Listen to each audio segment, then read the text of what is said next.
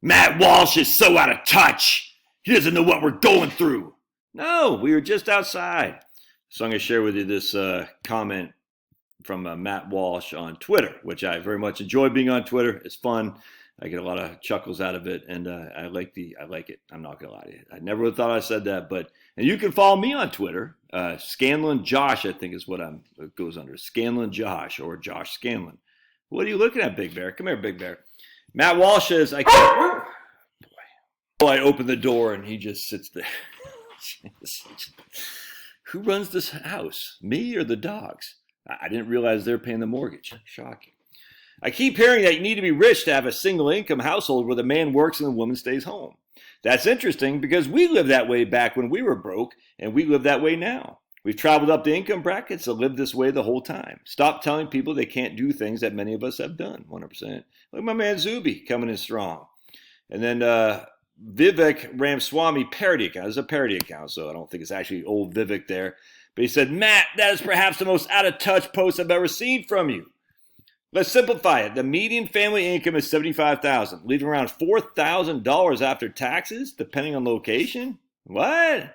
$4,000. So in a minute I see that, I'm like, so if we take 70, what do you say, 75,000? So the minute I see that, I'm like, dude, you don't know what the hell you're talking about. 75,000 divided by 12 is 6,250. So he's saying you're going to be paying 6,000. You're leaving you the median. You're going to be left with how much do you say? $4,100. $4,100 times 12. You're going to be paying $26,000 in taxes. That's just not correct. I'll prove it to you here in just a second. Just a median mortgage is $2,800 in 2024. That leaves only $1,300 for essentials like food, insurance, and car payments. Well, the first thing we say, yeah, don't have a car payment. How can you possibly argue that one income is enough, especially when even two incomes people are barely making ends meet? So I say right here, first off, according to the Survey for Consumer Finances, which is right here, you can see, and we're doing it before tax, family income, age of reference person. We're going to go right here, 35 to 44-year-old people, because these are people, I can't make it. Right there, basically $86,500 is their median household income.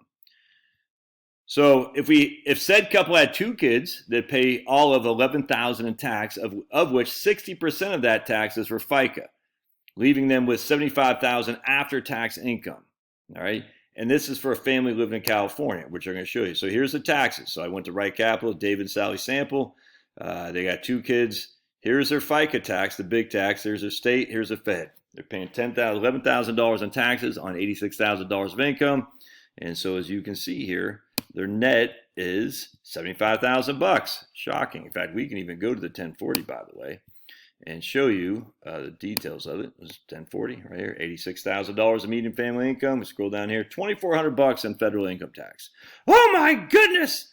Now the FICA is the issue. I'm not going to lie to you, but still, that leaves them how much net? Right here. Go back to retirement. Go back to cash flows. Right here, cash flows summary.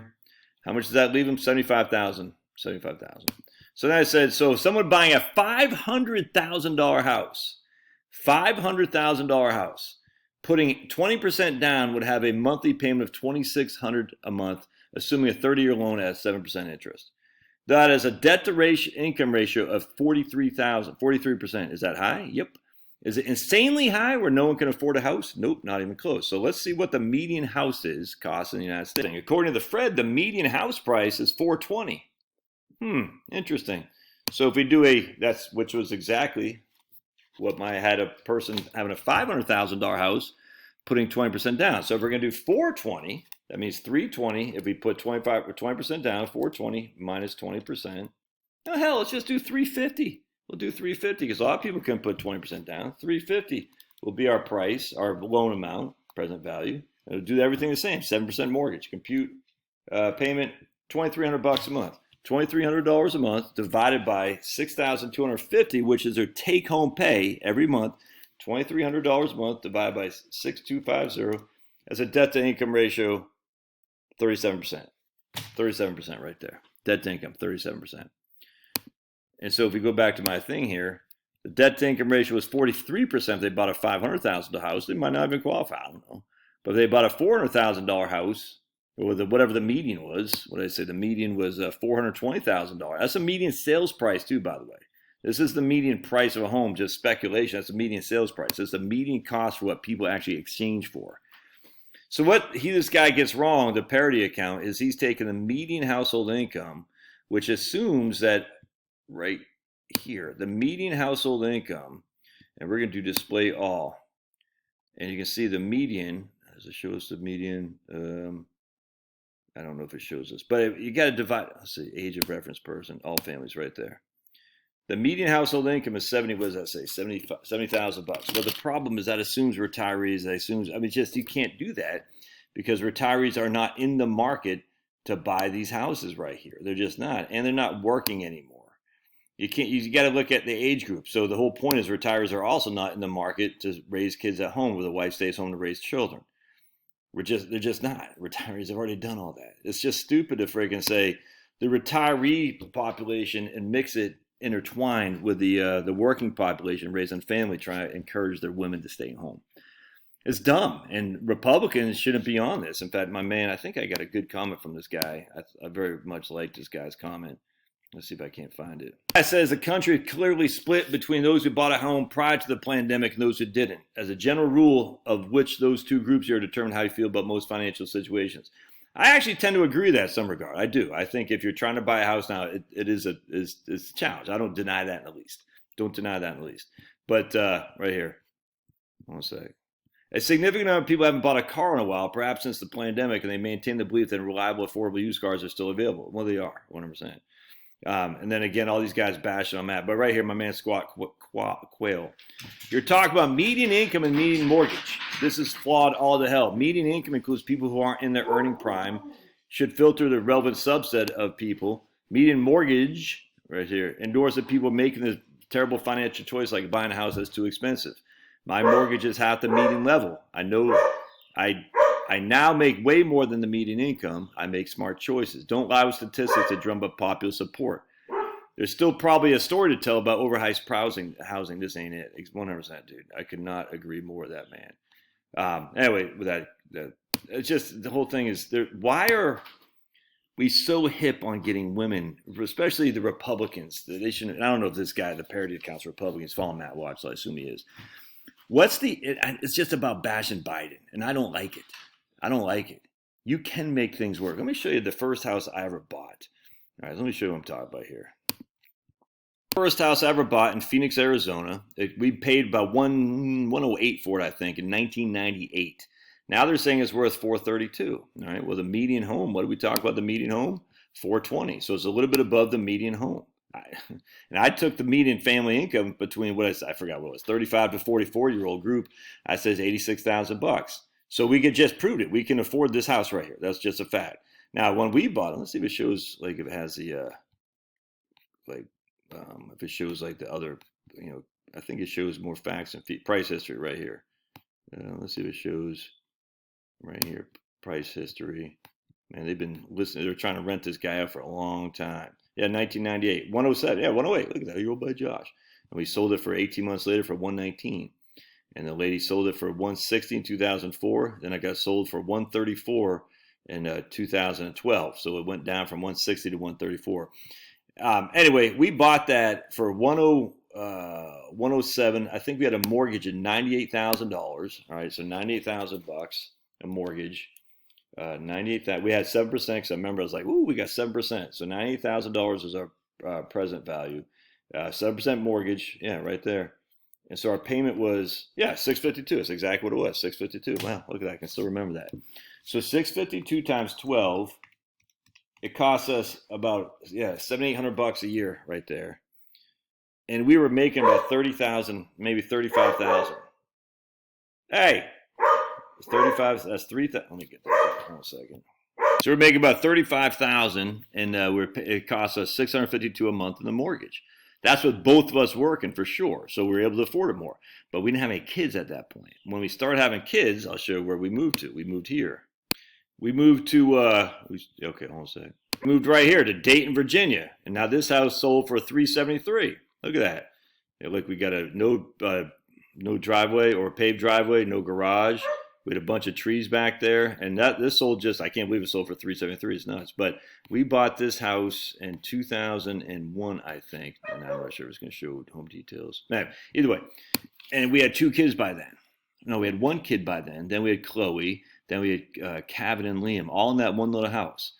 We had 3 beds, 1 bath. All right, tiny little house, about 1,200 square foot, 3 beds, 1 bath. Car loans, student loans, 1 income. So when you factor in all the stuff that we had, interest rates were a lot lower then than they are now, I grant you. But we're still, our debt to income was through the roof relative to what we could afford, because I was working one crap little job or wasn't making much money. Just a fact. You can't do it today. Yes, you can. We had 4 kids, and one time we went on vacation. Well, I actually see one of my cousins get married. Stop right now. You just want to go outside. And one time my cousin got married in Williamsburg or something like that. We drove down there, and on the way down there, we got a call from Charlotte's sister who was living with us, and the roof was leaking on her head. All right, so we didn't have any freaking money, dudes. Any. Oh, but it's so much easier back then. I'm just telling you, it wasn't. 4 kids, 1 income, leaky roof, and we took a home equity line of credit to actually add a master bathroom, a master bedroom with a bath, a big addition, because we couldn't just share one. We actually had 7 people living with us, the 4 kids plus Charles' sister, and plus me and Char, in 1 bathroom. That wasn't going to cut it. So we spent a lot of money, a lot for us back then, on getting a master bathroom addition. Anyway, the point being was, yeah, it was tough. It's always tough. It will never not be tough. This is what you do. You sacrifice. I'll never forget, I talked to this guy, nice guy here in Alpharetta, Georgia, and he had like a beach house or something. He's a really nice guy. But he didn't have any kids. And I was like, no, there's nothing wrong with that inherently. I said, all right, well, that's the price. I just remember thinking to myself, we could have had a beach house with no kids. He didn't want kids. He has a beach house. And no one's mad at him or anything like that, but that's the sacrifice you make, dude. Sometimes you got to make sacrifices. It doesn't mean it's going to be easy. If you want a beach house, you're probably not going to have a lot of family, kids, unless someone is doing very, very well, which it's just not the median. But if you want to have a lifestyle for family obligations, i.e. I'm going to take care of my family, yeah, you might not be able to live in a fancy schmancy good time rock and roll house, at least right out the gate. The house I showed you in Phoenix is 1,100 square foot, 3 bed, 2 bath, nothing fancy, single ranch. The house I showed you in Dayton, Virginia, 1,200 square feet, 1,252 back then, 1 bath, ranch, you know what I'm saying? No driveway, paved driveway, no garage, nothing. And this is just what you got to do. And I wouldn't change a thing. So stop with this freaking, no one can afford to have his wife stay home. It's bullcrap. And you know it. You know it. How do we know it? Because even during well before the turn of the century, people were doing it. The whole thing is just boggles. And I'm saying the turn of last century. Anyway. God bless. Love your thoughts. Like Matt Walsh, some of the stuff drives up. I don't follow Matt Walsh that much. I like some of the stuff, but I don't like the Daily Wire. I'll tell you that right now. But I like Matt Walsh, but it's just one of these things. I'm like, he's right here. What are Republicans doing other than bashing Biden? Dude, the Biden stuff's short term. Women staying home to raise their kids, that's long term. Don't take the short term W for a long term L. Take the short-term L if you need to. I'm not sure you have to for the long-term W. And the long-term W is to get women to think about staying at home to raise their kids. And if Harrison Buckner, whatever his name is, let me show you a meme I put on my Facebook page, my Twitter page, and my Facebook page. So here you got a lady with 1, 2, 3, 4, 5, 6 kids and a husband. Someone please urgently tell this woman that she needs to work 40 hours a week in a cubicle to create profit for some soulless company to be happy. 100%. 100%. And you can see, and there's debunked hottest northern happens. This whole thing's so stupid. But anyway, I'm not saying if you're working a cubicle making profit for soulless company, you can't be happy. I'm not saying you're a bad person if you do that. I just don't like this idea Republicans are discouraging women to stay home to raise their kids. That's a bad move, and Republicans need to do better. All right, God bless. We'll see you.